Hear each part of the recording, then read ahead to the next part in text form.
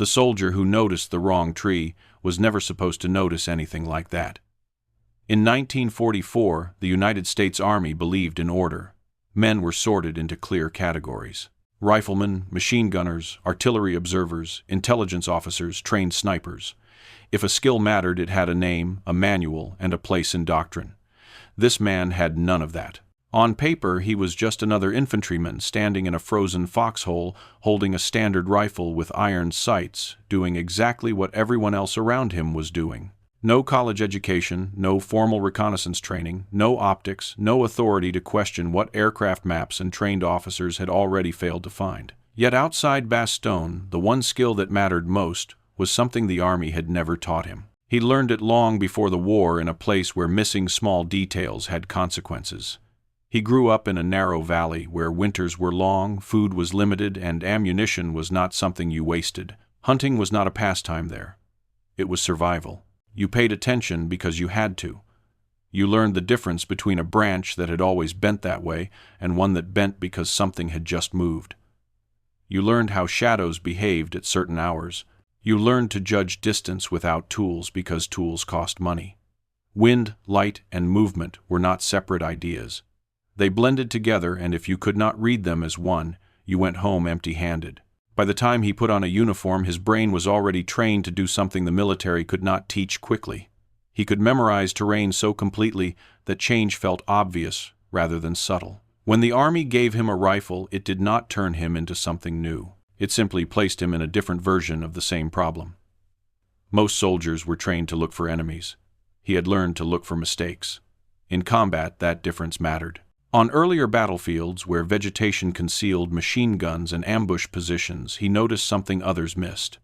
You rarely saw the weapon itself. What gave it away was imbalance, a texture that did not match, a symmetry nature usually avoided, darkness that was too even, stillness where there should have been variation. Other men searched for guns. He searched for contradictions. So, when winter locked the Ardennes in ice, and easy company dug into frozen earth, he did not stare at the tree line, hoping to see movement. He studied it the same way he had studied forests as a boy. Slowly, repeatedly, tree by tree, gap by gap, shadow by shadow. Not because he expected something new to appear, but because he expected something to change. Day after day, the forest looked identical. To everyone else, it was scenery. To him, it became a record his mind quietly stored. That was why, when one shape appeared where nothing had been the day before, he noticed immediately, not as a weapon but as an error. From 1,600 meters away, the tree line north of the American foxholes looked calm. Snow on the ground, pines, standing still, no sound, no flash, no movement.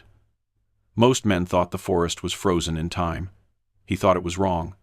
The issue was not that something new existed. It was that something existed where nothing was supposed to change. He had not used binoculars not because he lacked them, but because he did not need them. Magnification showed detail. Memory revealed change. Change was the only thing that mattered. Each morning he ran the same inventory in his head. Spacing of trunks, angles of branches, gaps where snow settled. After several days, that stretch of forest was clearer to him than any map. When the anomaly appeared, it stood out instantly. Shorter than the surrounding pines, too symmetrical, too clean, and sitting in a spot that had been empty the day before. Trees do not grow overnight. He did not fire. He did not raise his rifle. He did not shout. He waited. Nothing moved. No wind disturbance, no wildlife reaction. The shape stayed perfectly still as if it had been placed there. That stillness confirmed what his instincts already knew. This was not camouflage meant to fool the eye. It was camouflage meant to blend into expectation. He called over a senior non-commissioned officer and pointed it out. Through binoculars, it looked natural. Bark, snow, covered branches, everything you would expect. Except it had not been there. The decision that followed mattered more than the observation itself. Trusting one soldier's memory meant questioning days of reconnaissance aircraft reports, intelligence briefings, and careful observation by trained men. But it also meant accepting a simple truth. If the forest had changed, something caused it. Coordinates were passed. Artillery was alerted. Guns were laid quietly. Then the forest exploded. Shells tore through the tree-lined snow and wood flew, and moments later came the unmistakable sound of secondary detonations, ammunition cooking off. When the smoke cleared, the shape was gone. What remained was twisted metal, shattered timbers, and the wreckage of a German 88mm gun positioned for direct fire. It had been moved under cover of darkness, camouflaged perfectly and ready to fire. Had it opened up at dawn, it would have torn through the American line at point-blank range. Foxholes would have meant nothing. That morning, one mistake in the forest prevented a massacre that had not yet begun. The irony was unavoidable. The gun crew had followed doctrine. Timing was right, camouflage was correct. They were beaten not by superior weapons, but by a man who noticed that one tree did not belong. That raised an uncomfortable question. If one untrained rifleman could see what the system missed, how many other dangers went unnoticed simply because no one was looking the right way? What happened outside Bastogne was not an exception. It was the clearest example of a pattern that had already appeared months earlier. Long before winter froze, the Ardennes, the same way of seeing, had surfaced in a very different place. Normandy. There, the problem was not distance, but proximity. The hedgerows turned roads into traps. Stone walls, tangled roots, thick vegetation cut visibility down to a few dozen meters. German machine gun crews fired briefly, killed men, and relocated before artillery could respond. Soldiers were dying without ever seeing who shot them. Most men reacted by scanning harder. More binoculars, more suspicion. Every bush looked dangerous. He did something else. He stopped looking for weapons and started studying the hedgerows themselves. After days in the same terrain, he learned their texture. Where branches sagged naturally, where stones gathered moss, where gaps filled unevenly. The landscape developed a baseline in his mind. So when gunfire erupted from a position no one could identify, he did not search for muzzle flash. He searched for imbalance. One section looked darker than the rest, not because of shadow, but because it was too uniform, too deliberate. He fired without confirmation. To everyone else, it looked like blind shooting into vegetation. Then the gun stopped. When the unit advanced, they found a machine gun position hidden behind branches arranged to look natural. 2 enemy soldiers lay dead. Asked how he had seen it, he gave an answer that confused his officers. He said he had not seen the gun.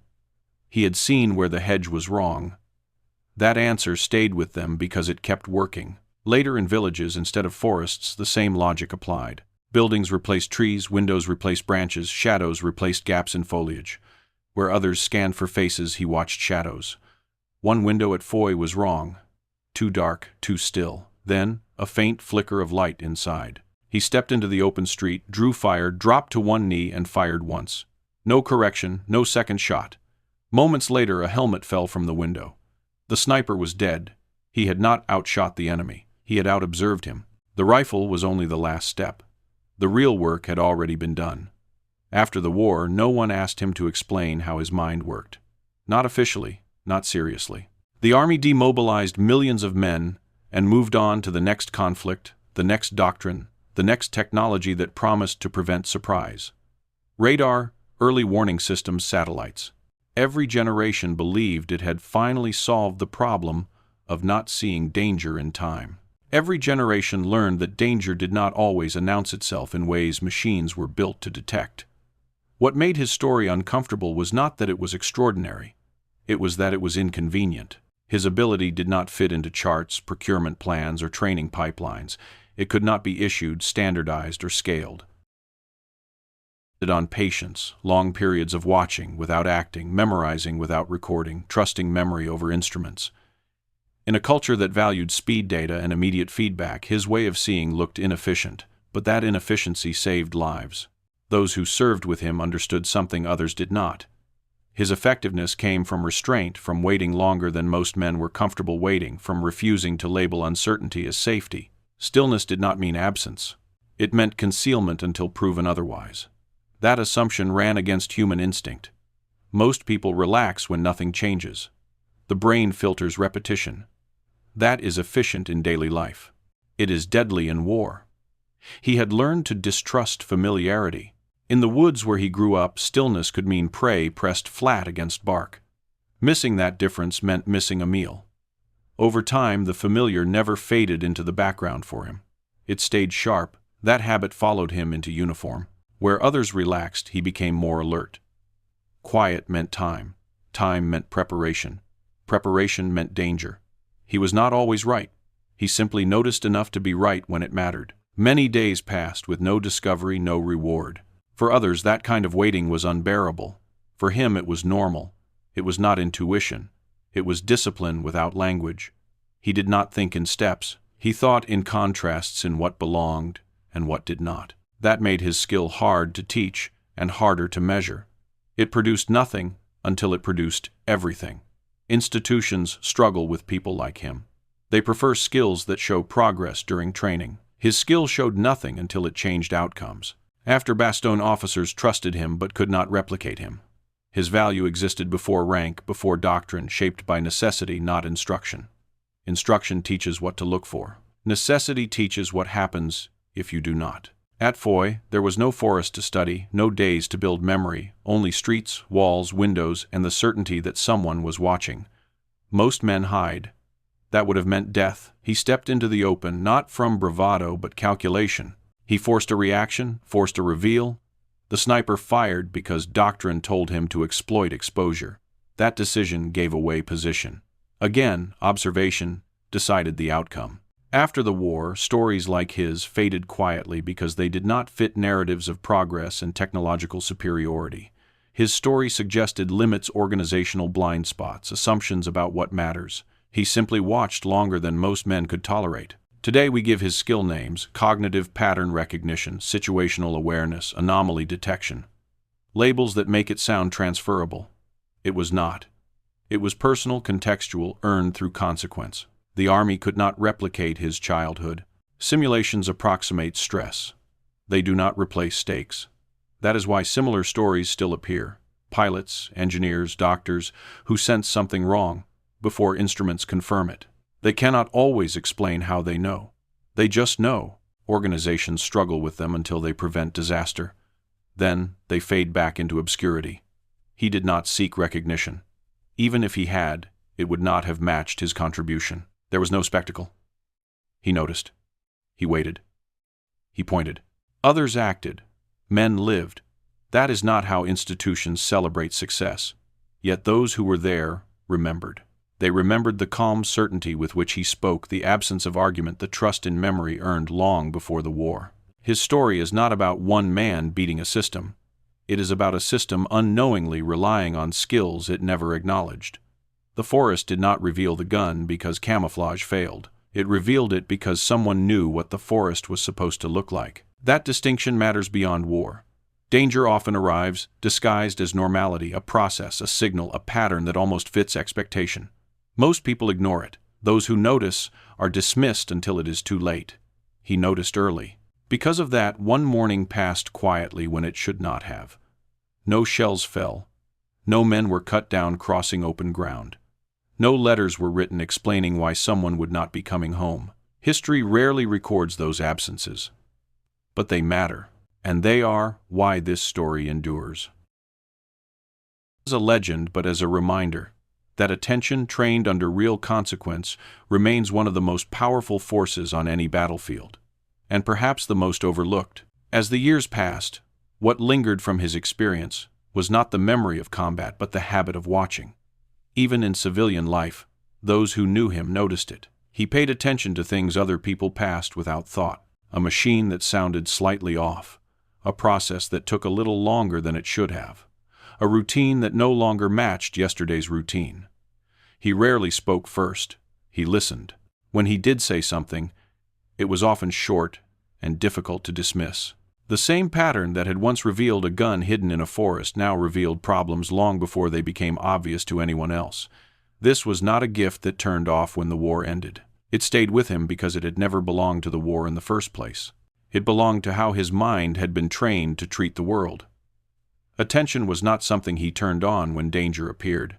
It was the default state. That is why his experience offers something more unsettling than a battlefield lesson. It suggests that attention is not a reaction, it is a posture. And postures, once learned under real consequence, do not easily fade. Modern institutions often mistake attention for alertness. They believe it can be switched on when needed. Alarms sound. Procedures activate. Eyes focus. But that kind of attention is reactive. It responds to signals that already exist. What saved lives outside Bastogne was not reaction. It was anticipation born from familiarity. He did not wait for a signal.